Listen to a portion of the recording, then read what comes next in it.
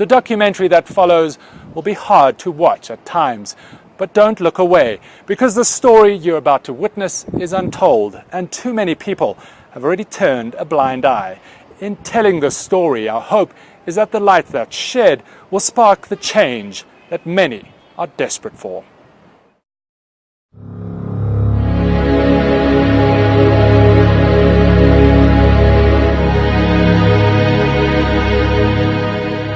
Across Kenya, a terrible secret, hidden from the world. If somebody would understand the extent it's huge, I think then someone can begin to act. People who barely exist. They live in darkened rooms, if you can call this living. Locked up and forgotten.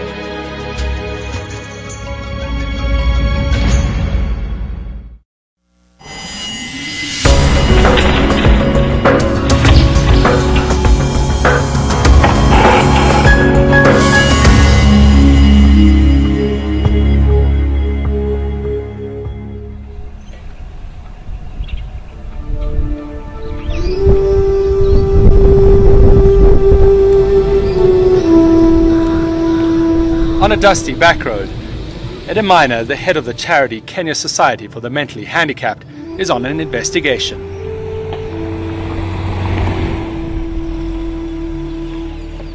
Okay, just come and show us where he is. This is what she finds behind a latched door.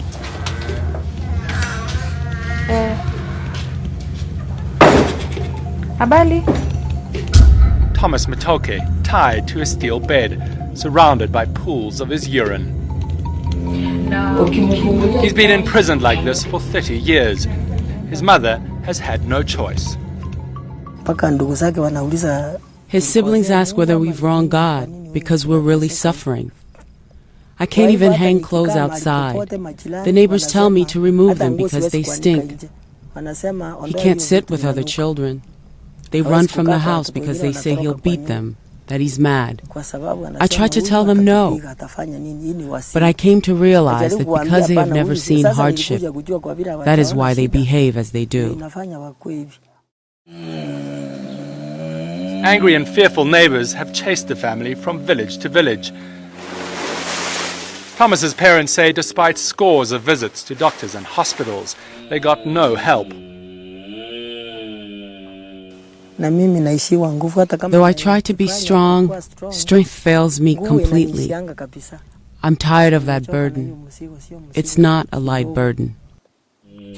She tries simple things to ease his agony, like giving him a bottle cap to play with, or tying him to a tree when the weather is good.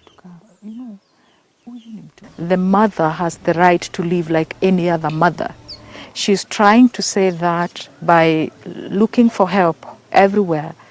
Now Thomas is over 30 years old, and that's why she's expressing her being desperate and giving up and wondering when help can ever come.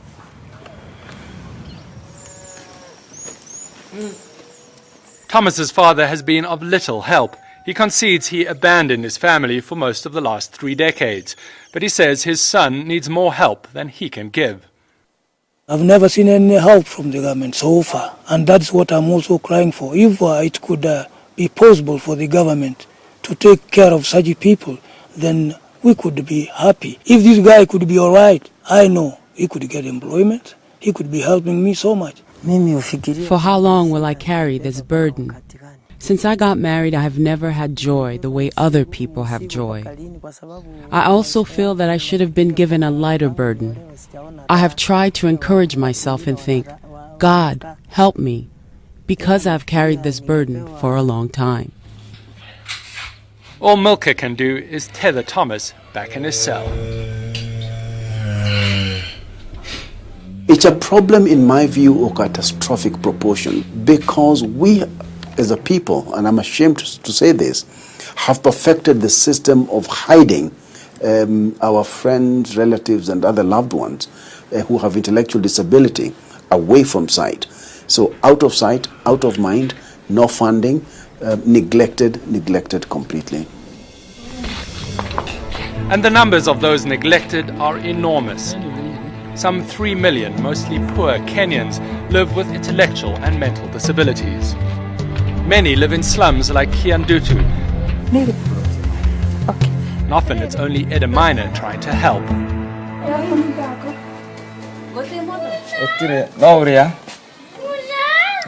Hi. You're happy. She finds people discarded by institutions. This is to let you know that your child has overgrown. We have done all what we could do. Children stuck in hovels. Oh, Cases of suspected sexual abuse. There are too many reports coming in for Eda to handle them all, which begs the question, do you think the government is failing these people? I don't think the government is failing. I think what we must understand that under certain stages of development, the space given to the government by communities may not be that wide. Does this trouble you? It does trouble us, definitely. It really does trouble us, especially when some of the stories come up in the papers, on the press, and we don't know about them. It really is really troubling. Some of them are very painful because you find the kids who have suffered for very long. You begin to see them as human first. But Eda Minor says the need goes far beyond a handful of cases in the papers. She says tens of thousands of families are desperate for guidance, recognition, and even the smallest helping hand from the government. The humanity in these people is not visible as far as the government is concerned. What is seen in these people are the characters, the difference they present.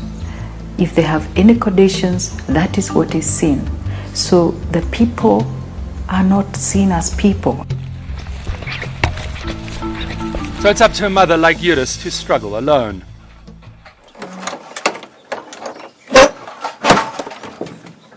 Okay. Oh my God. And a child like Kennedy to live trapped in his body.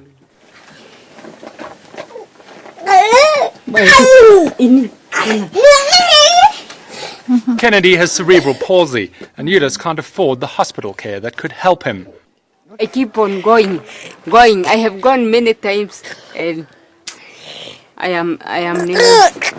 have tried a lot. Because he's suffering. Me, I know he's suffering. The time he's here, he's suffering a lot. It's very, very sad, especially for Kennedy. It's like somebody being imprisoned for life, because basically if you look into his eyes, he wants better. I mean, and that's the life of every other person who is reading the kind of life that Kennedy is living. For his 17 years, Eudice has cared for him and kept him safe. I looked at the mother, trying to feed Kennedy, and the energy with Kennedy that has not been controlled, and the emotions and the behavior which could have been controlled way back is still very, very high. God can do anything. There is nothing difficult in the eyes of God. Eudice is almost out of hope. But for the first time, Kennedy's cries could be answered.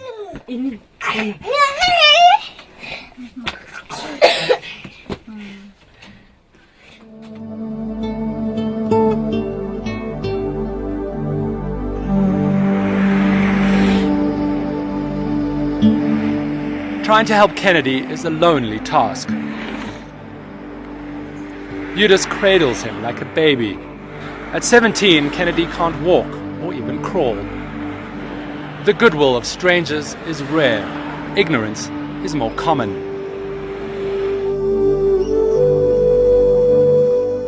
Matatu riders often refuse to sit next to them. Some drivers throw them off. This one doesn't.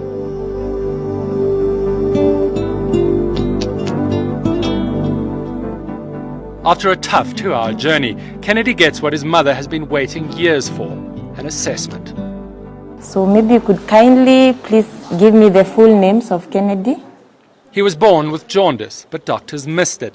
So what could have been prevented, his cerebral palsy, has now worsened without proper medical care. Now he needs an EEG to test brain function. Sasa sioni tukimfanya kwa sababu Aviaka he's so tense that we cannot record him in this state. Since they cannot give sedatives here, they can't perform the test. Kennedy is referred to Kenya's only public psychiatric hospital, Mathare.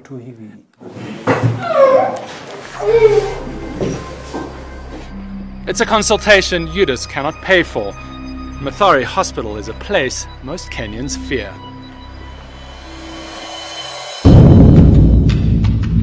It started life a century ago as a smallpox isolation unit. Later, it became a lunatic asylum. Now, Mathare is a sprawling complex of tortured souls. They are locked up. There's no kind of game. It's like all they think about is that they are sick and they're not meant to think about anything else. We were given rare access to Mathare Hospital. After a brief tour of the spacious VIP section, we were escorted to Ward 9.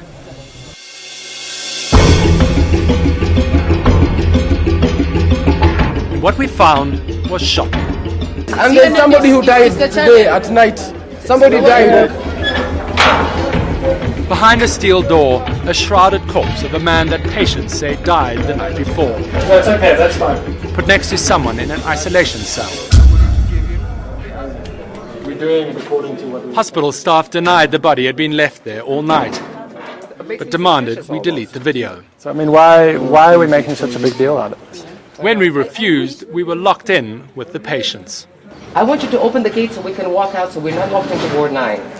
Eda Miner, who fights for patients' rights, works from the outside to get us released. They were allowed access to this place by an authority. And with a condition. Isn't it? With a condition. The patients take the opportunity to tell us their stories. The powerful tranquilizers they're given, making it nearly impossible to do the simplest tasks. How they crammed in at night, 12 beds to a dorm. Dorm A is called State House, after the President's house. Dorm D, Kosovo, because of the screams at night. Patients claim they are raped by other patients, and the hospital staff does nothing. The administrators say they have not heard of rape cases. The patients must pay to be here, but they call themselves inmates. And by this point, so are we. Let me tell you, I have been waiting for them. Do you think it's a good thing to be locking journalists away? No, we are not because it's something inconvenient to you? Let us out then. I want to go out here. In an office on the edge of Ward 9, still detained, we continue to push for our release. Sorry, but that was the Prime Minister's office, right? And he said, you don't know. I happen to know he's the assistant to the Prime Minister. And he told me the Prime Minister says you must let us go. I'm waiting for the communication from the DMS. Okay, so the Prime Minister of Kenya is not a high enough authority to let us go? Finally, the Prime Minister's authority got through to the staff, and we were freed. Thank you. 3 hours. 3 hours, 15 minutes. As if nothing had happened, our tour continued. We were out, but there's no escaping the harsh reality of Kenya's decaying mental health infrastructure. The Medical Services Minister says they are working to rehabilitate Mathare Hospital, but that their efforts are hampered. It is definitely starved of resources, and that is not because we intentionally want to starve mental health. That is because the resource base, as we have at the moment for running health services, is very narrow. You don't have enough money. You don't have enough money. Corruption is an overriding, overbearing, overarching problem in Kenya. Corrupt practices stop people accessing the simplest, cheapest, effective medications. And the consequence of that, of course, is that you don't get people better from treatable mental disorders. According to the government's own estimates of public corruption, more than $3 billion was stolen in 2009 alone, enough to fund Kenya's medical services for nearly 10 years. But the money isn't there. To meet him. So it's people like Lois Wanjiru who bear the brunt. Her grandson David is imprisoned in the maximum security unit for dangerous and mentally ill criminals. He's accused of sexual assault, but he's never been convicted. I am unhappy. I am not happy my grandson is here, so I need to get him out of this place. But once you're sent to Mathare, it's hard to leave. When somebody is incarcerated like that, put in confinement, and never allowed to go and live with family or community against their will, because one person in the family have said that, I think that's very unfair. Eda Minor knows. She was once a patient at Mathare. I see Mathare Hospital and I think, oh yeah, this is where I could be. I remember those days when I was being judged, and thank God I moved from that institution.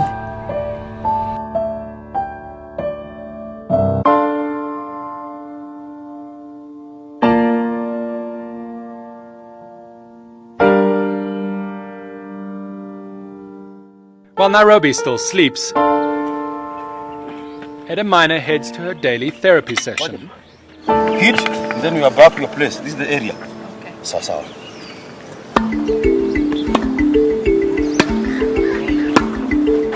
She's building concentration to control mood swings that overwhelmed her 15 years ago without warning.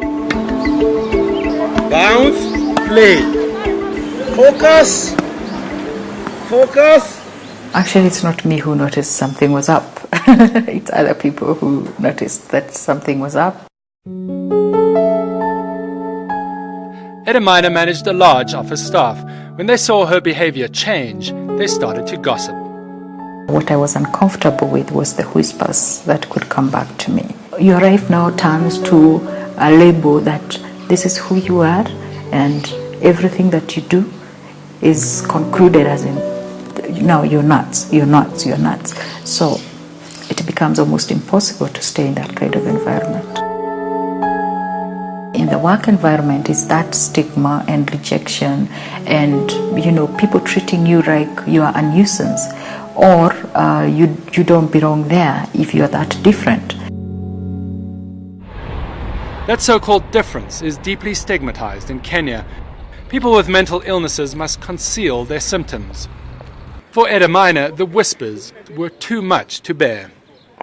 There is the anger, because when you're treated in an awkward way, you get angry, you feel very uncomfortable, you feel like you're being rejected. Eda Minor was lucky. She had insurance, and with the help of a team of doctors, she found a way to live with her condition. She understands it, manages it, but it came at a price.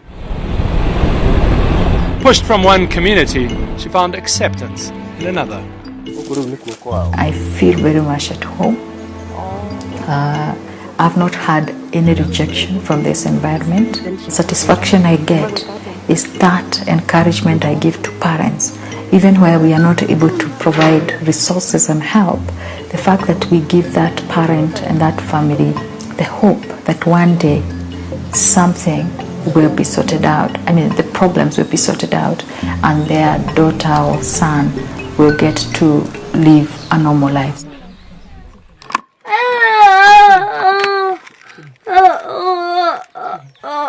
A normal life is all Eudice and Kennedy hope for.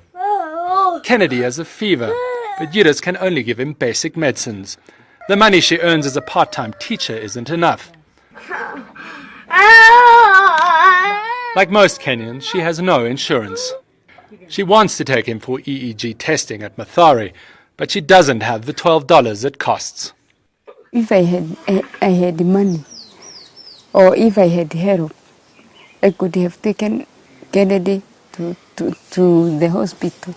But now, because of shortage of money, I was unable.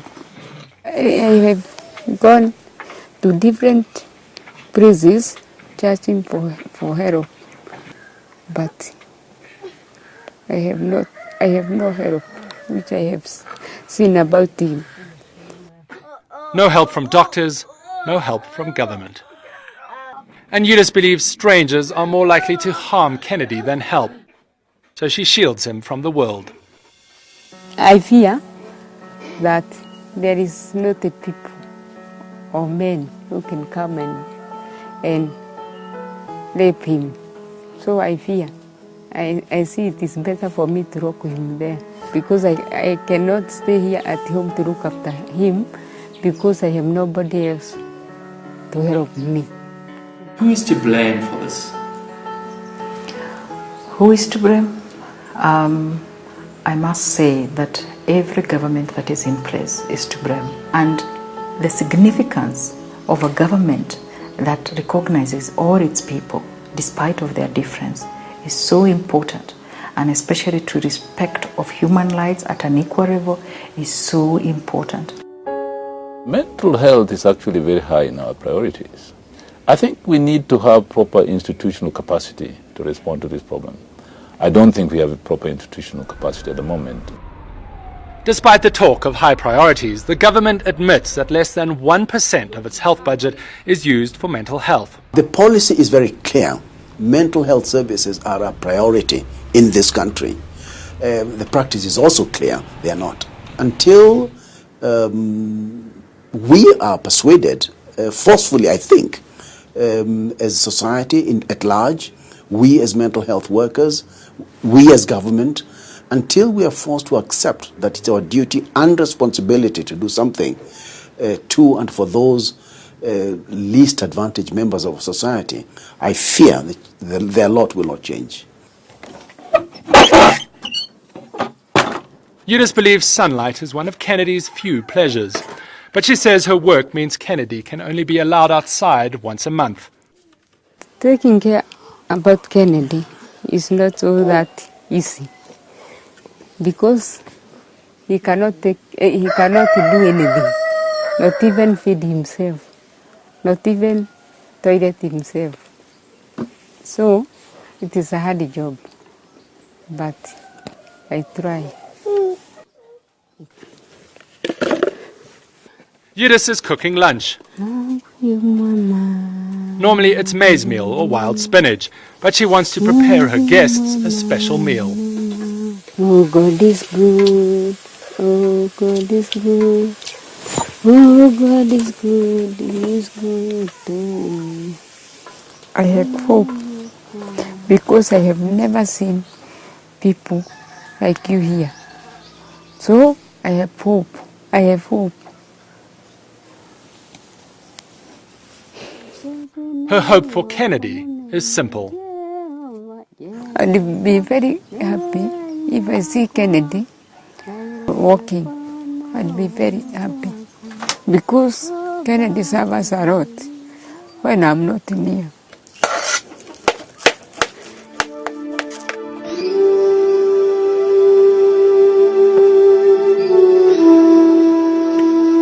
For 17 years, hope is just about the only thing she's been offered. It seems as if we have forgotten. Because I hear there is help for these types of children, but I have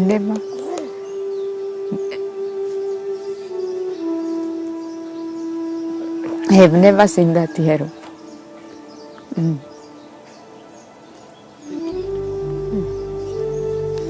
Like untold and uncounted families in Kenya, Kennedy remains locked up and forgotten.